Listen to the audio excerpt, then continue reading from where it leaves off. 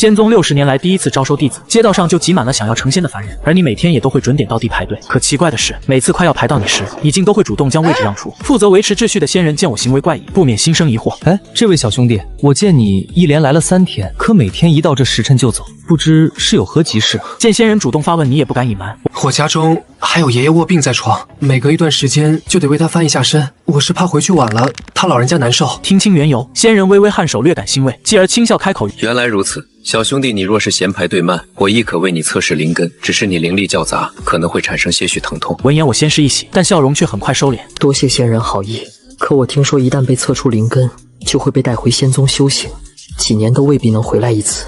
若是我去了仙宗，说完我把头埋得很低，转身踏上了回家的路。你何尝不想成为那种飞天遁地的上仙？但一想到床上那个除了你谁也没有的爷爷，站在这里的每一秒都像是一种背叛，所以你放弃了。一回到家，你熟练地帮爷爷翻了个身，又端起水碗，小心地喂他喝水，咕嘟咕嘟。爷爷喝完水，舒坦地叹了口气，你扶着他慢慢躺下，他却突然开口：乖孙子，测出什么灵根了？他问得漫不经心，像是怕给你压力。你撒了个谎，一个为了能留下来照顾他的谎。爷爷，上仙说我没有灵根，结果爷爷的脸瞬间就沉了下来，猛地一声怒喝：莽撞之人，你敢骗我！老子当年捡到你的时候，就用最后的法力探过你的身体，你明明有灵根。这一吼直接把他的老底都给掀了。原来他曾经也是个修士，因为偷学了道门的绝学，被打到修为被废，一路逃到这，在苍云山脉上捡到了还是婴儿的你。这10年来，他的伤越来越重，身体一天天腐朽下去，全靠你挖野菜，悉心照料才活到今天。他气得剧烈咳嗽起来，脸都憋紫了。爷爷，你怎么了？你赶紧上前给他顺气。他好不容易缓过来，死死地盯着你。你为什么不测？是不是有人欺负你？你沉默了很久，终于还是说了实话。我要是测出灵根，被道门带走了，谁来照顾你？你说这话时，眼神无比坚定，好像成仙的机会在你眼里一文不值。爷爷冷哼一声，别过了头。爷孙俩就这么僵持着，屋里异常的寂静。最后还是爷爷先开了口，声音疲惫：子安，去做饭吧。好，你立刻起身去洗背篓里的野菜。看着你又在摆弄那些野菜，爷爷似乎是彻底腻了。子安，爷爷这身子骨，不吃点好的怕是扛不住了。把那只翠羽鸡处理了吧。你手里的动作一顿，那只鸡是你们省了多久的口粮才换来的？本来指望它下蛋留着过冬的，现在吃了，这个冬天怎么过？吃了鸡，你的病就能好吗？你抱着最后一丝希望问道。爷爷毫不犹豫地点了点头。于是你不再迟疑，手起刀落，3下5除2，那只才4斤重的翠羽鸡就没了。晚上你用鸡和野菜熬了一大锅汤，你小心地把每一块肥美的鸡肉都挑出来，一点一点喂给爷爷。等爷爷吃饱了，你把锅里剩下的鸡肉全捞了出来，用碗装好，准备留到明天。你自己就着锅底的汤汁和野菜碎末，稀里糊涂地扒拉了几口。这一切爷爷都静静地看在眼里。他突然开口，声音平静的可怕：子安，剩下的鸡肉你吃了吧？不行，你想都没想就拒绝。我吃了。爷爷，你的病怎么办？哼哼。爷爷发出一阵沙哑的笑声。爷爷刚才骗你的，我的病根本好不了，而且我能感觉到自己快不行了。你还没来得及反应，他就继续说，我马上就要走了，没了那只鸡，你活不过这个冬天。想活下去，你只能去九霄道门。我不走。你冲着他喊，我要留下来照顾你。你稚嫩的脸上是与年龄不符的固执。傻孩子。爷爷大限已至，他叹了口气，你帮我把衣服解开。你按照他的指示，一层层揭开他破旧的衣物，在他的胸口，一本厚厚的书被布条死死地捆着。拿下来。你取下那本书，翻开一看，里面一片空白，一个字都没有。封面是玉石做的，连个书名都没有。爷爷，这是什么？爷爷这一辈子就栽在这东西上了。他感慨一声，语气里满是沧桑。记住这本书藏好，别让任何人发现。嗨嗨。他又是一阵猛咳，咳完后眼神开始涣散，声音也变得飘忽起来。爷爷要走了，以后的路你自己走。记住一句话，匹夫无罪，怀璧其罪。我记住了。你含着泪用力点头。最后他努力地凝聚起涣散的目光，深深地看了你一眼。爷爷再送你一句话，人不为己，天诛地灭。他一字一顿，用尽了全身最后的力气。话音落下，他像是终于解脱了，缓缓闭上了眼睛，再也没了动静。爷爷，你趴在他的床前，撕心裂肺地哭了整整一夜。第二天天蒙蒙亮，你在爷爷的新坟前磕了3个头，然后背上全部家当，离开了这个家。你必须去修仙，这是爷爷的遗愿。今天是道门招收弟子的最后一天，你赶了个大早，但镇长家院外已经挤满了人。苏大哥，人群中小婉看到了你，他今天也背着行囊，身边围着满脸骄傲的父母，显然是已经通过了测试。你走了过去，问你是什么灵根？小婉的下巴微微扬起，满脸喜色的回答：单属性上品灵根。上仙说我可以直接成为内门弟子，恭喜你。你真心替他高兴。就在这时，镇长家的大门开了，开门的正是昨天那个要帮你测试的上仙玄寂。他一眼就看到了你，有些意外。你这是回禀上仙，你有些不好意思，我爷爷不需要我照顾了，所以我想来试试。进来吧。他没多问，直接让你进了屋。正堂里，一个蒙着眼睛的男人端坐在桌案前，他是玄寂的师兄吴尘。你走上前，小心翼翼地坐下，手放上来。蒙眼男人察觉到你的到来，声音没有一丝波澜。你把手放到桌上，他伸出右手搭在你的手腕上，一股冰凉的气息瞬间钻入你的经脉。屋外，小婉的父母正推着他。小婉，你跟进去看看，看子安到底有没有灵根。小婉才刚走进屋，吴尘就已经收回了手。恭可喜贺你，你拥有灵根，可以修行。听到这话，你心里悬着的大石终于落落地，爷爷没骗我。然而他接下来的话却像一盆冰水从你头顶浇了下来。但是很可惜，你的灵根是5行杂灵根，最次的资质，将来的成就最多练气1层。你的脸刷的一下白了。我的资质很差吗？你喃喃自语，不是差。他纠正道，是最差。你只能做杂役弟子，替宗门效力50年，50年后才能离开。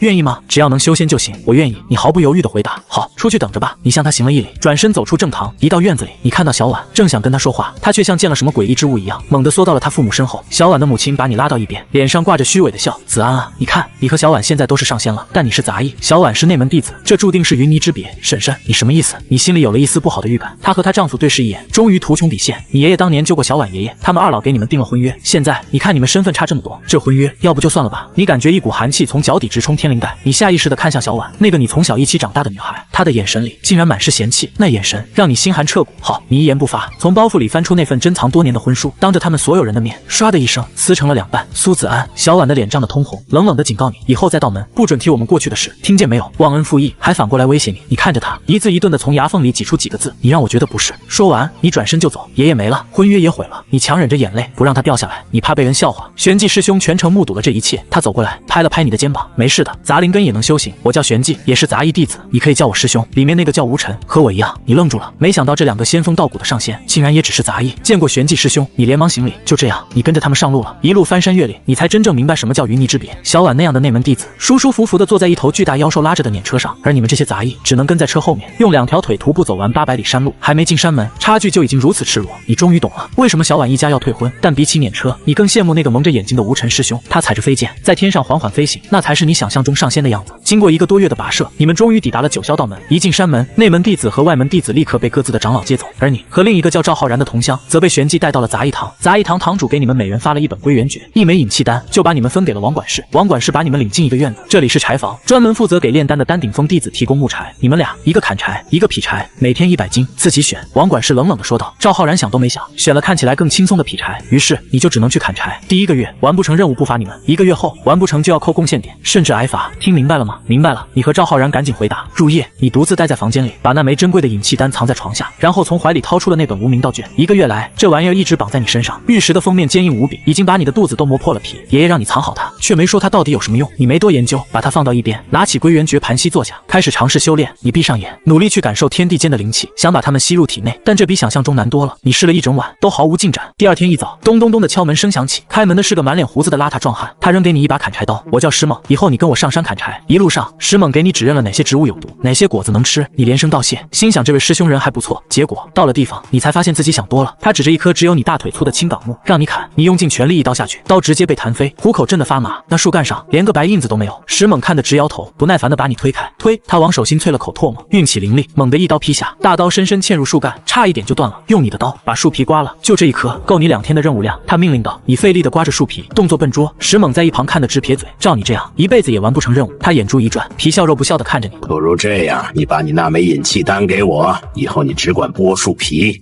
砍树的重活我来干。你心里咯噔一下，瞬间明白了他的意图。石猛师兄，没了引气丹，我就没法修炼了。等我有了修为，砍树就不用麻烦师兄了。你急中生智地回答。石猛的脸立刻沉了下来，再也没跟你说过一句话。他开始疯狂地劈砍那棵青冈木，巨大的力量震得你头皮发麻，木屑像冰雹一样砸在你身上。他就是故意的。好不容易弄够了木柴，回去的路上，除了上坡他搭把手，其余路程全是你一个人推着沉重的独轮车。自从你拒绝他之后，他对你的态度就只剩下折磨。回到柴房，你累得快散架了。你看到赵浩然还蹲在院子里劈柴，活还没干完，你走过去想帮帮他，他一看到你，憋了1天的委屈终于爆发，哇的一声就哭了出来。子安，你看我的手。他扔掉斧子，摊开稚嫩的双手，上面密密麻麻全是磨破的水泡，有的还在往外渗着金色液体。你看着他的手，心里一片冰凉。原来劈柴比砍柴更折磨人。这就是杂役弟子的第1天。干完所有杂活，你和赵浩然饿得像2条野狗，一屁股坐到饭桌前，王管事亲自掌勺，满桌的肉菜香得让你俩直吞口水。不等师傅发话，你和赵浩然的筷子已经化作残影，狼吞虎咽，恨不得把盘子都吞下去。本以为这会是一场惨烈的抢食大战，结果你俩抬头一看，其他师兄们个个慢条斯理，有几个甚至扒了2口就走了。哈哈，慢点吃，没人跟你们抢。王管事看着你俩的吃相，脸上挤出一丝复杂的笑意。你当然知道为什么，他们是修士，不吃饭也不会有事，但你和赵浩然不行，还没入练气，1天就这一顿，不吃成明天连斧头都举不起来。饭后，你火急火燎地冲回房间，咔嗒一声反锁房门，你迫不及待地扯开衣服，把那本绑在胸口的破书解下来。1天下来，胸口被磨得又红又疼，火辣辣的。要不是爷爷临走前千叮万嘱，你真想把这玩意儿扔了。接着，你又钻进床底，摸出那个藏着引气丹的盒子，打开一条缝，看到丹药还在，你贪婪地猛吸了一口那浓郁的药药箱，才恋恋不舍地把它放回去。今天石猛师兄教的那些植物，得赶紧记下来。你自言自语，那些玩意儿认识了能活命，不认识就会陨落在山上。你抓起笔，却找不到纸，目光一转，落在了那本无名道卷上。管他呢，你翻开第一页，小心翼翼地写下3个字：碧落藤。就在这时，诡异的一幕发生了，你刚写下的字迹瞬间消失，取而代之的是一行行凭空浮现的金色小字，密密麻麻地爬满了整页纸。碧落藤，下品毒草，表皮剧毒，可致皮肤溃烂麻痹。解毒方法：元龙草捣碎外敷，修为鉴别，表皮蓝色为初始，表皮现银纹，超千年，达凡阶。文字最后甚至还出现了一幅清晰的吓人的碧落藤图像，仿佛活生生印在书里，连藤上的绒毛都看得一清二楚。你惊得目瞪口呆，心脏狂跳的像要从喉咙里蹦出来。你好半天才缓过神，猛地合上书，再啪的一下打开，书页上空空如也，依旧是白纸一张，连你刚写的字都消失得无影无踪。你不信邪，揉了揉眼睛，再次提笔写下荆棘果。瞬间文字再次炸开，荆棘果，下品荆棘类灵植，到此有毒，果实可食。解毒方法：灵力炼化，祸福翠竹草。修为鉴别，果实灿金为初始，赤红为凡阶。这一次你确定了？你死死地将这本道卷抱在胸口，激动得浑身发抖。这哪是什么破书，这简直是宝贝。之后的日子，你依旧跟着石猛上山砍柴。转眼半个月过去了，修为丝毫没长，力气倒是大了不少，但想独自完成任务还是做梦。你只能继续跟在石猛屁股后面，忍着他的欺负。更让你焦虑的是，当初玄寂师兄明明说，在有灵气的地方待上半个月，灵根就能苏醒。从翻过苍云山脉算起，到现在整整2个月了，你体内还是一片死寂。就连跟你一起的赵浩然，那个4属性杂灵根都已经练气1层了，人家现在自己就能完成任务，而你还是个弱者，你不能再等下去了。于是你硬着头皮再次找到了杂一堂的玄寂师兄。玄寂师兄，2个月了，为什么赵浩然都练气1层了，我还是不行？你开门见山，语气里带着一丝自己都没察觉的急躁。别急，玄寂拍了拍你的肩膀，赵浩然是4灵根，你不一样，你是5行俱全的杂灵根，慢点很正常。师兄，你咬了咬牙，问出了心里最大的渴望：这世上有没有能提升灵根资质的法子？玄寂似乎被你的执着打动了，他叹了口气，如实相告：有。据说上古时期有仙人靠一种叫化元神诀的功法强化灵根，但早已失传，是真是假都不知道。失传，你向玄寂道了谢，转身离开。对别人来说是传说，但对你来说那就不一定了。回到住处，你猛地从床上弹了起来，一个念头在你脑中炸开：这破书不，这道卷既然能显示灵值，那能不能显示功法？比如说化元神诀。你立刻点燃蜡烛，颤抖着手，在道卷上写下了化元神诀4个字。成了，和你预想的一样，金色的文字再次铺满书页，正是那失传已久的化元神诀。但这门秘术凶险至极，修炼过程需要配合药补，无论是炼灵还是药补，都伴随着极高的风险，而且必须达到炼气1层才能开始。凝神草、洗髓花、赤阳果。你迅速记下所有需要的灵药，又在道卷上一一写下他们的名字，将他们的模样和生长地牢牢刻在脑子里。以后上山必须留意。你暗下决心，找不到就用贡献点去换。1个月后，你的5行灵根总算被灵气泡软了，终于能和你的意识连上了。但凝练灵力的过程对你来说简直是折磨。赵浩然恢复满丹田灵力需要3个时辰，而你需要整整6个时辰。不过这漫长的折磨也带来了意外的好处，因为灵气冲刷身体的时间比别人长了1倍，你的肉身竟变得更加结实。这就是爷爷说的天道公平。你苦笑着想，时机已到。你迫不及待地从床底摸出那枚珍藏已久的引气丹，一口吞下，丹药入口即化，一股狂暴的能量在你体内轰然炸开，像决堤的洪水，疯狂涤荡着你的丹田和4肢百骸。药力散尽后，你感觉自己的身体仿佛被锤炼了数年，肌肉紧实，丹田也开阔了数倍。一枚丹药顶你苦修1年，炼气1层到了。你猛地睁开眼，感受着体内奔腾的力量，耳聪目明，前所未有的强大感觉让你忍不住想仰天长啸。第2天一早，天还没亮，你抄起砍柴刀，独自一人冲上了山。今天你不需要任何人，你特意找了棵格外粗壮的青钢木，深吸一口气，调动丹田内刚刚诞生的灵力，力量瞬间暴涨数十倍。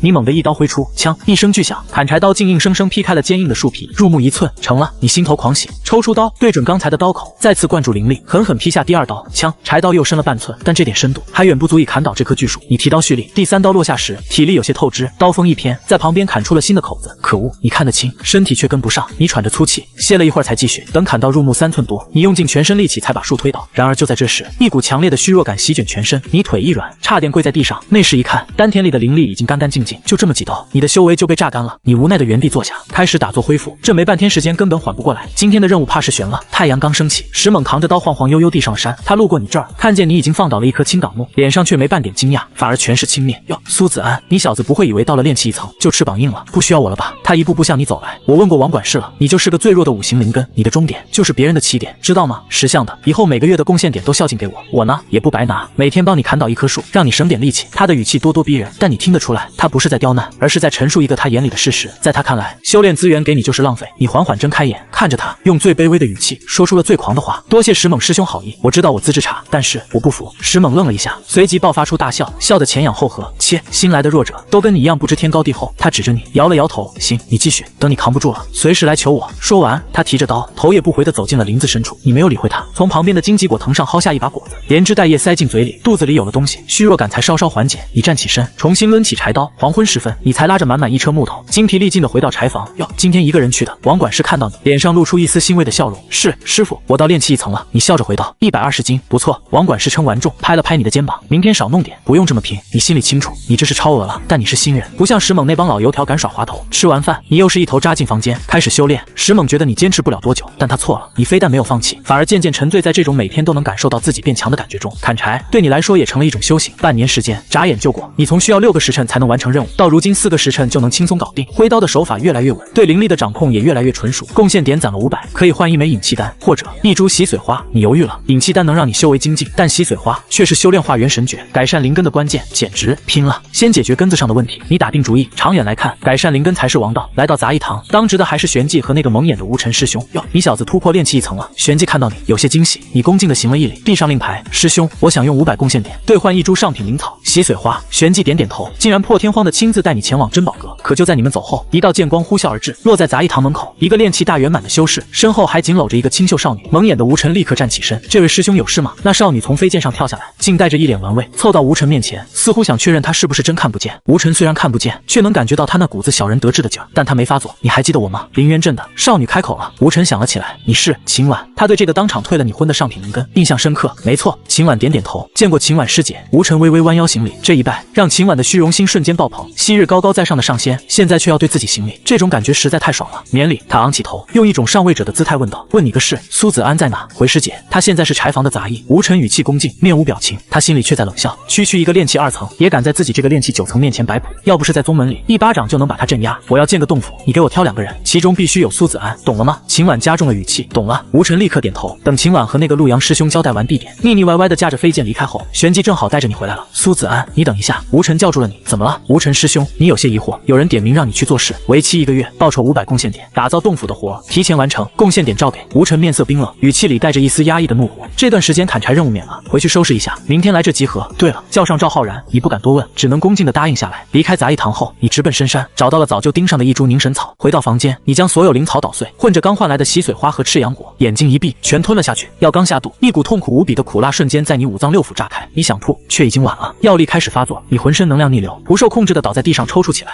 你疼得叫出了声，又死死捂住嘴，生怕被人听见。那药力像是一波波烧红的铁水，反复冲刷着你的4肢百骸，每一寸皮肤，每一根骨头都在向你传递着刮骨般的剧痛。你蜷缩在地，抽搐了一整夜，唯一支撑你的是你能清晰地感觉到丹田之上那原本驳杂不堪的5行灵根，正在药力的滋养下一点点变得通透纯粹。第2天卯时，药力终于消化完，你几乎是爬着坐起来，立刻运转化元神诀。炼灵就是强行用灵力在灵根中凝练出法力，再用法力去反哺灵根，这等于是在你胸腔里点了一把火，从内到外地焚烧。豆大的汗珠从你额头滚落，你疼得嘴唇发白，牙齿打颤，但你没有停下。1个时辰后，功法运转1个周天，你才像脱水的鱼一样大口大口地喘着气。你立刻感受到了变化，吸收和凝练灵力的速度比之前快了整整2倍。虽然现在的资质也仅仅是和赵浩然那样的4灵根持平，但这已经让你看到了希望。辰时一到，你叫上赵浩然，准时来到杂役堂，跟我来。无尘师兄冷冷地扔下一句话，祭出飞剑，腾空而起。你和赵浩然只能在地上拼了命的狂奔，才勉强跟上。跑了几十里路，你们来到一处灵气充盈的山崖下。无尘指着气喘如牛的你俩，对崖边一个身影道：秦婉师姐，人我带来了，行，你可以走了。那少女冷声道：你和赵浩然刚喘匀气，抬头一看，正好对上一张清秀却写满傲慢的脸。小婉，你失声叫道。眼前的秦婉穿着华丽的内门弟子服饰，修为赫然已是炼气2层。小婉是你叫的吗？他身旁的陆阳勃然大怒，一个箭步冲到你面前，啪一声清脆的耳光，你整个人都被抽飞了出去，重重摔在地上，右脸瞬间麻木，嘴里满是异味，脑子嗡嗡作响。旁边的赵浩然吓得扑通一声跪在地上，磕头如捣蒜。赵浩然拜见师兄师姐。陆阳看着你在地上挣扎的狼狈样，才稍稍解气。苏子安，我现在是内门弟子，以后见了我记得叫师姐。秦婉居高临下的看着你，从储物袋里扔出一张图纸和几件凿石工具，照着图纸给我打一个洞府出来，限期1个月，要是打偏了或者没完成，你们就等着被废掉修为滚下山吧。说完，他便小鸟依人的依偎在陆阳怀里，2人驾着飞剑扬长而去。我呸！等他们飞远，赵浩然才敢站起来，朝天啐了一口，这个忘恩负义的家伙，在镇上的时候见你跟狗见了主人似的，怎么一到门就翻脸不认人了？你擦掉嘴角的痕迹，缓缓从地上爬起来，眼神冰冷。他现在是上品灵根，是高高在上的内门弟子，而我是他那个5行杂灵根的不堪一击的未婚夫，不踩我一脚，怎么显出他的尊贵？你和赵浩然拿起工具，对着石崖疯狂开凿。嘿啊嘿啊嘿，哥俩好啊，扛棒头啊！你们哼着家乡的山歌，把所有的屈辱和愤怒都发泄在了这坚硬的岩石上。傍晚，秦婉再次来到山崖下，发现石崖已经被凿出了一个巨大的洞口，而你和赵浩然则因为灵力透支，正躺在洞里呼呼大睡。谁让你们睡里面的？一声尖利的呵斥将你俩惊醒。参见秦师姐。赵浩然连忙解释，我们灵力耗尽了，打算歇一晚，明天继续，进度肯定不会耽误。这是本仙子将来修炼的洞府。秦婉满脸厌恶，厉声呵斥，你们这种下等人也配待在里面睡觉？赶紧给我滚出来！赵浩然不敢反驳，连忙拉着你从刚亲手凿出的洞府里，像两条丧家之犬一样被赶了出来。秦婉那两个跟班一出来，他的火气才算消了点。他伸手指着你的鼻子，一字一顿的警告，再让我看见你们俩在里面猫着睡觉，我就让陆阳师兄把你们打成残废。撂下这句狠话，秦婉才算满意的走了。这个忘恩负义的女人！赵浩然对着她的背影用口型骂了一句，全是压着火的狠话。等老子住机了，非教训他一顿。骂归骂，他却不敢再回那个山洞。外面天寒地冻，风刮在脸上跟刀子似的。要不是你们俩现在算个修士，身体比普通人强点，恐怕真得冻没在这荒郊野岭。你就靠着石头做了那么一小会儿，寒风就吹得你眼睛都睁不开。算了，你对赵浩然说，赶紧恢复灵力，干活吧，早点干完，早点滚蛋。赵浩然一听，立马坐直了，对着手哈了口热气。行，你们俩立刻盘膝坐下，开始修炼。1个时辰后，灵力恢复，你们就着惨白的月光，把山洞里的碎石往外搬。白天光线好了，才敢继续往里凿，生怕尺寸弄错又是一顿罚。每天就睡1个时辰，还得是打坐修炼代替睡觉，这对于刚练气的你们来说，简直是要命。就这么硬撑了7天，你们俩饿得眼冒金星，累得几乎拿不稳手里的工具。你歇会儿，我去找点吃的。你拍了拍赵浩然的肩膀，自己踉踉跄跄地走进了林子里。赵浩然则就地打坐，恢复体力。然而就在你离开没多久，一道剑光落下，陆阳带着秦婉又来了。看到初具雏形的洞府，秦婉脸上总算有了点笑意，但他扫了一圈，眉头立刻皱了起来。赵浩然，苏子安人呢？赵浩然赶紧放下工具，点头哈腰地跑过去。师姐，子安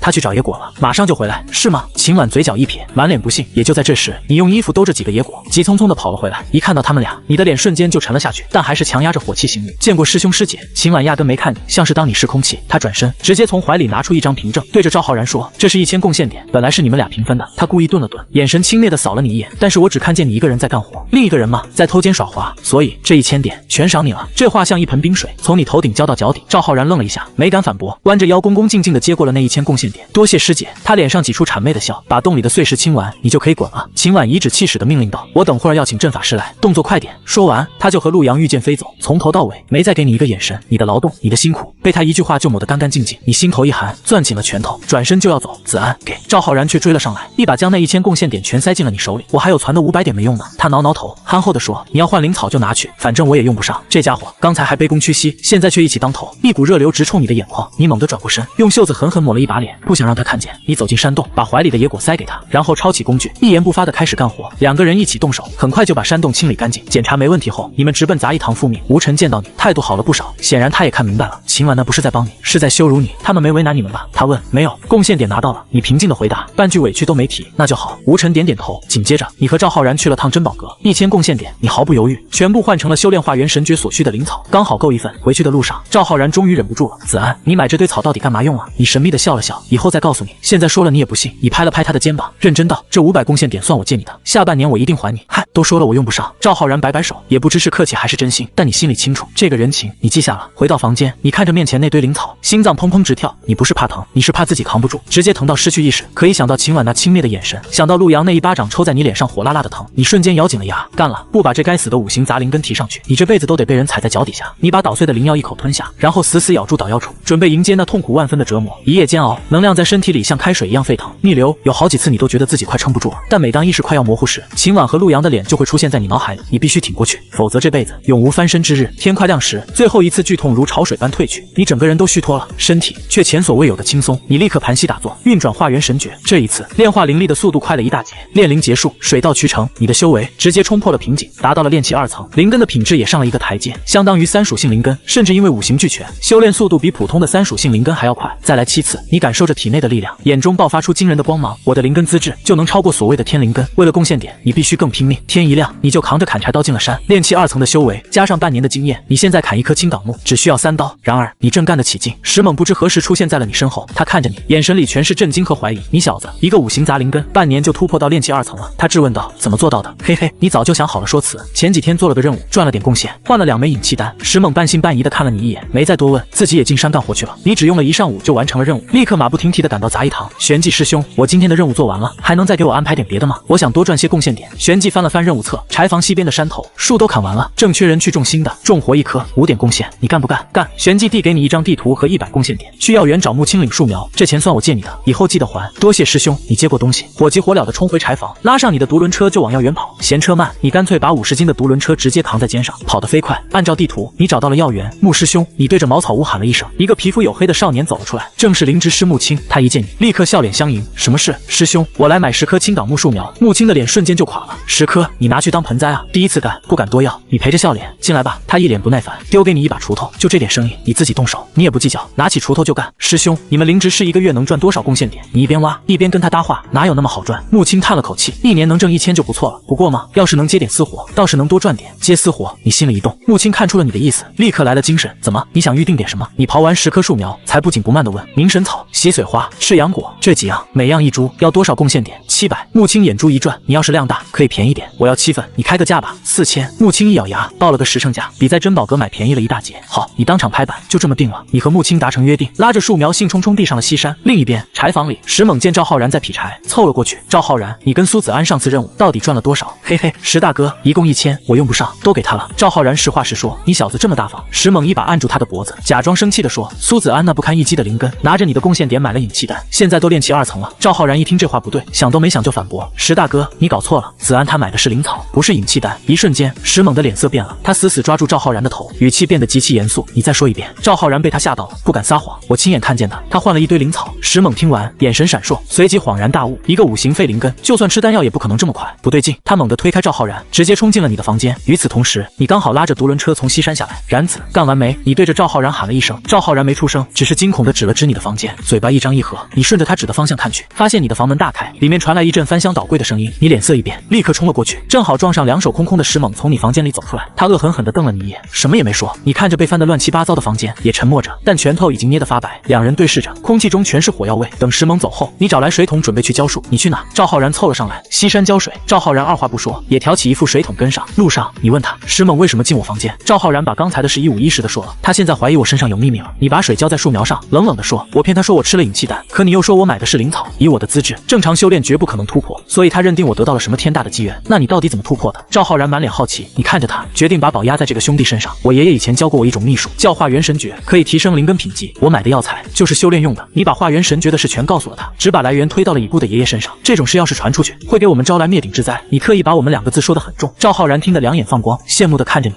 那个秘术能教我吗？当然可以。你点点头，但你也得跟我一样，拼命做任务赚贡献点换灵草。行，以后我也跟你一起种树。赵浩然下定了决心，接下来的日子，你们俩除了日常任务，所有时间都泡在了西山上。然而好景不长，这天你正在砍柴，石猛又来了。他捡起一颗石子，啪的一声打在你举起的刀上。石猛师兄，有事？你问。你小子为什么骗我说买了引气丹？他逼问道。你是不是得了什么机缘？你懒得理他，继续砍树，不说是吧？他捡起另一块石头，狠狠砸在你后背上，一阵刺痛传来，你停下动作，头也不回地走向了森林深处。行，你有种！石猛在你身后怒骂。你以为这事就这么过去了？万万没想到，等你下午去西山种树时，眼前的景象让你瞬间怒气上涌。你们辛辛苦苦种下的100多棵活下来的树苗，全被人用刀从根部砍断，横七竖八地倒在地上。哪个无耻之徒这么狠毒吗？赵浩然气得破口大骂，脏话喷涌而出，而你只是大口大口地喘着粗气，气到浑身发抖。除了石猛，还能有谁？匹夫无罪，怀璧其罪。爷爷的话在你耳边响起，既然你咄咄逼人，就别怪我不客气了。你握紧双拳，理智在这一刻被怒火彻底吞噬。然子，你转头，声音冰冷得像块铁，把你那500贡献点给我。你要干嘛？再买树苗吗？赵浩然被你眼里的红丝吓了一跳。给我！你直接伸出手。赵浩然没再多问，从怀里掏出了那张凭证。你拿着贡献点，一路狂奔到珍宝阁，用全部身家兑换了1枚引气丹。黄昏，饭桌上，你埋着头扒饭，一言不发。石猛看着你这副样子，得意的偷笑，还故意大声说：王管事，我那刀都钝了，砍个树苗都费劲，给我换把新的呗。他挑衅的看着你，你却没理他，转头对王管事说：王管事，我请几天假，休息一下。行，去吧，别累坏了。王管事关心道。当晚，你回到房间，一口吞下了那枚引气丹。你只有一个念头：突破，然后算账。丹药的药力在你体内轰然炸开。3天后的深夜，你房间内灵力激荡，形成一股小小的气浪。你猛地睁开双眼，金光四射，突破了炼气3层。你感受着丹田内澎湃的灵力，站起身，是时候去找石猛算算总账了。天还没亮，你就提着砍柴刀推开了赵浩然的房门，走了。赵浩然睡眼惺忪地爬起来，看到你眼中的寒意，二话不说，抄起自己的劈柴斧，跟你一起上了山。天一亮，就是辰时，你和赵浩然早已埋伏在林子里，等着那个叫石猛的邋遢汉子出现。果然，他拉着独轮车来了，轻车熟路地刨开一堆枯枝烂叶，露出下面藏好的50斤青钢木。今天再砍150斤，明天就不用干活了。他得意地嘿嘿笑着，把鼻涕往手背上一抹。就在这时，赵浩然按计划走了出去。石大哥，石猛吓了一跳，看清是赵浩然，顿时没好气。你怎么在这？我陪陪苏子安上山砍柴。赵浩然指了指你藏身的方向，接着明知故问：“哎，石大哥，你怎么刚来就砍这么多了？关你什么事？”石猛脸色一变，爆了句粗口，显然是做贼心虚。就是现在，你从丛林中猛地冲出，握紧砍柴刀，几个大步就闪到了他的背后，你大刀扬起，狠狠落下。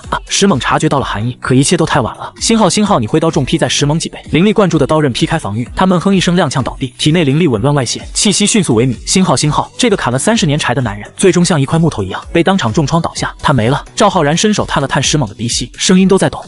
你呼吸急促，处在原地。你还记得第一天上山，他还教你分辨野花野草，你当时甚至觉得他是个好人。可惜他后来的所作所为，已经踩了你的底线。子安，这家伙还有1000贡献点呢。赵浩然从石猛肮脏的衣兜里掏出了一张凭证，你拿着，当我还你的。你把凭证塞给他，赶紧回去，要是出了事，我一个人担着。你一边说，一边把石猛的残骸往独轮车上拖，准备找个地方埋了。子安，你说的什么话？赵浩然急了，一把抓住你，什么叫你一人承担？我们是不是兄弟了？见他这副模样，你心里一暖，指了指地上的痕迹，那你留在这，把这里处理干净。行。紧接着，你拉着石猛的残骸，径直往西山上走，在那里，你将石猛的遗骸带到西山，找了处隐蔽之地掩埋，让他安息。做完这一切，你把独轮车拉到远处，一把火烧了个干净，又把自己身上的污迹清洗了一遍。为了避嫌，你一整天都待在西山种树，没有去北边的林子。晚上吃饭，王管事果然问了起来：“你们今天见着石猛了吗？”几个杂役都摇头。王管事的目光最终落在了你身上。子安，你呢？没见到。我今天去西边种树了。你表面波澜不惊，心里却肋骨似的狂跳。石大哥不会是在山上睡过头了吧？等会儿吃完饭，我去找找。算了。王管事摆摆手，他对石猛印象也不好。太阳都下山了，山里危险，他爱睡就让他睡，被妖兽吃了活该。你暗自松了口气，只要过了王管事这关，杂役堂那边基本不会为了一个杂役的安危大动干戈。然而当晚你根本睡不着，一闭上眼，梦里全是石猛浑身金光淋漓的向你索命。你好不容易惊醒，一身冷汗，可刚睡着，噩梦又卷土重来。更可怕的是，你梦见了玄寂师兄，他冷着一张脸，在你耳边悄声说，石猛是被人用砍柴刀以砍柴的手法击倒的，只有砍柴人才能一刀接一刀，精准的砍在同一个地方。梦里他的脸由冷淡变得狰狞，像个能看穿人心的魔鬼。你再次被吓醒，抹掉额头的汗，再也不敢睡了。第一次解决别人，对11岁的你来说冲击太大了，但你很清楚，如果不解决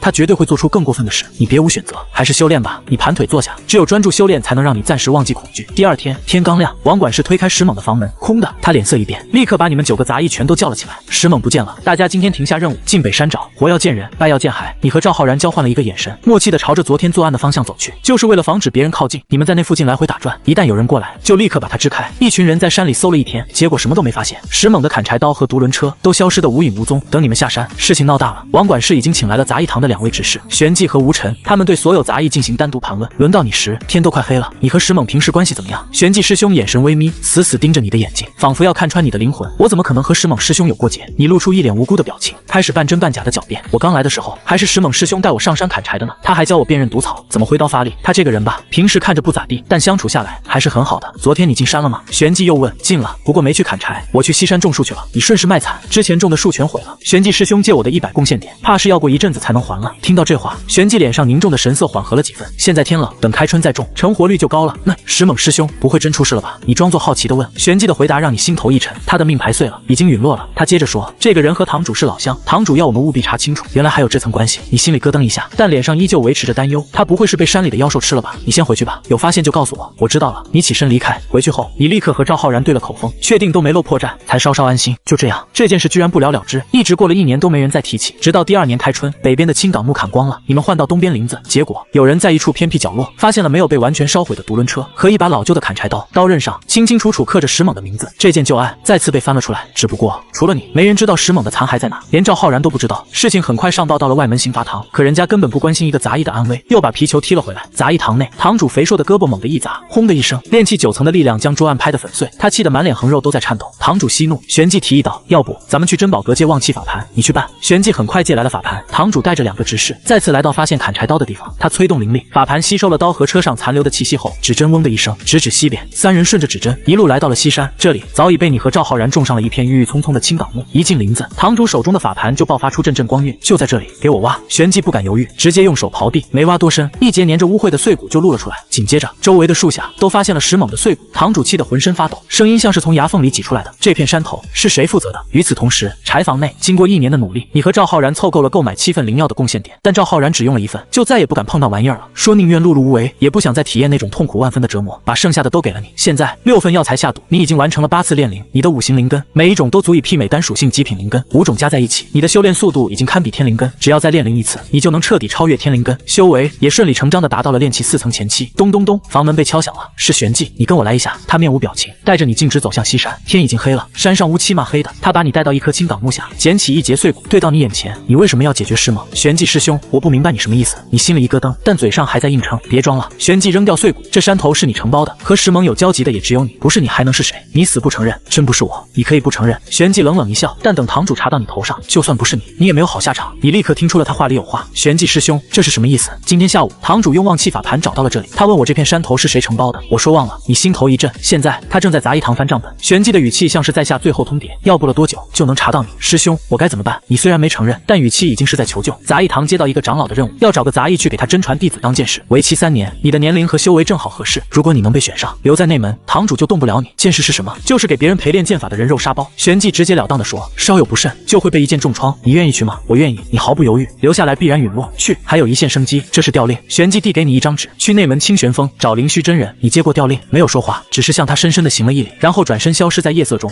玄寂看着你的背影，轻叹一声，祝你好运吧。第二天午时，你连夜赶了120里路，终于来到了清玄峰下。爬上山顶，一座恢宏的庭院出现在眼前，里面传来清脆的剑鸣。你推门而入，只见一个穿着华服的少女正在练剑，她的剑招灵动，却暗藏锋芒，挥舞间带起道道剑光，裹挟着森寒的剑意。谁？他发现了你，猛地转身，隔空一剑挥来，一道凌厉的剑气光影破空而至，带着寒意向你袭来。虽然距离远，威力减弱了不少，但那股劲风刮在你脸上，还是生疼。我是新来的剑士苏子安，请问灵虚真人在吗？你连忙掏出调令，生怕他再来一剑。我师尊请你来，是陪我练剑。少女收起剑，打量着你，拿着。她将手中的长剑扔给你，那是一柄没有开刃的下品灵器。你剑法怎么样？她问。我不会使剑。你老实回答。师尊。少女立刻抬头朝2楼喊道：你找的剑士不行啊，他连剑都不会，怎么陪我练剑吗？一个白发白须的老者从2楼走出，仙风道骨，哈哈，无妨，你可以教教他。少女撇撇嘴，转向你，我叫叶诗瑶，上品灵根，炼气3层。你呢？苏子安，五行杂灵根，炼气4层前期。叶诗瑶一愣，修为居然比他还高。他怀疑地问：你几岁？12岁。这话一出，不光是叶诗瑶，连楼上的灵虚真人都惊了。少年，五行杂灵根怎么可能在你这个年纪修炼到炼气4层？